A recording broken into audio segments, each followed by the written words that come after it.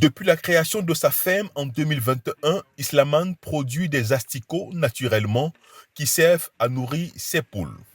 Donc nous amenons de la viscère, donc des animaux qu'on a abattus là, on amène de la viscère et c'est grâce à ces éléments-là qu'on fait la production des asticots.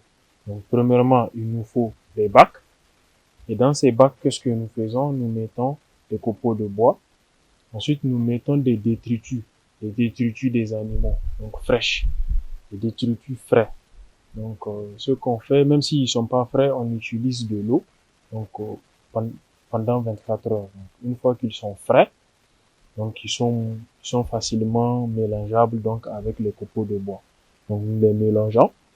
Ensuite, nous mettons donc de la viscère et nous laissons ouvert pendant 24 heures à plus 48 heures tout au plus. Ce qui va permettre aux mouches donc de poser leurs œufs, de se reproduire. Et maintenant, lorsqu'ils vont se reproduire, après les 24 heures, nous allons les fermer et nous allons les mettre nous allons les fermer avec des bâches en plastique, et nous allons les déposer, donc à l'ombre. Et petit à petit, nous les arrosons, donc, et la production atteint son stade au bout de 3 jours. Nous avons déjà les asticots. Donc, au bout de 3 jours, lorsqu'on a les asticots, automatiquement, donc, on nourrit les poules avec. Cette technique est conçue selon lui pour lutter contre le changement climatique, mais aussi pour mieux réduire les dépenses de la ferme. De l'autre côté de la ferme, ce sont de petits ruminants qui sont élevés. Là encore, le jeune Islaman utilise une technique de fourrage bien adaptée pour nourrir ses bêtes. Les aliments qu'on leur donne, c'est surtout du fourrage vert. Pourquoi? Parce que le fourrage vert contient encore sa qualité nutritive et tous ses bienfaits. Et comment on fait la production du fourrage vert? Le mode d'emploi, il est simple. En fait, nous on utilise du fourrage à base de maïs. Donc on sélectionne les bonnes graines de maïs. Après ces graines-là, nous allons les mettre donc dans l'eau, donc pour lever la germination. Lorsque la germination sera levée, donc nous allons les mettre sous l'ombre, donc pour activer encore la germination. Donc lorsque la germination est activée, là en ce moment nous allons les mettre au niveau de leur endroit, donc dans un endroit où il n'y a pas de soleil. Toujours dans sa même dynamique, ce jeune Nigérien de 26 ans élève des canards indiens dans l'optique d'un projet de protection environnementale bien déterminé. Des canards coureurs indiens.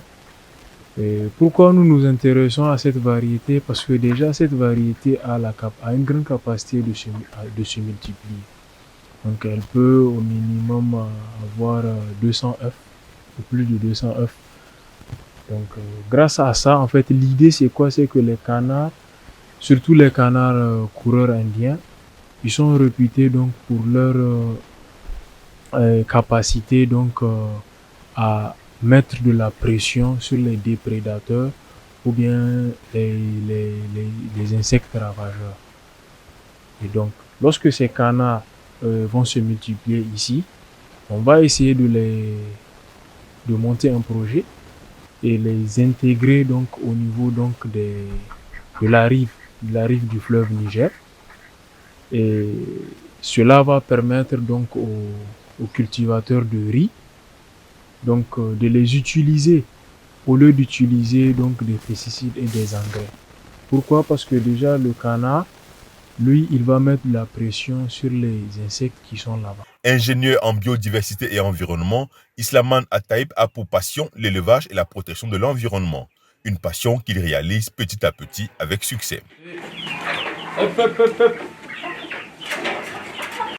Pour étendre son savoir-faire au Niger, Islaman compte bien à l'avenir former plusieurs jeunes. Une initiative ambitieuse qui mérite d'être accompagnée par les autorités compétentes.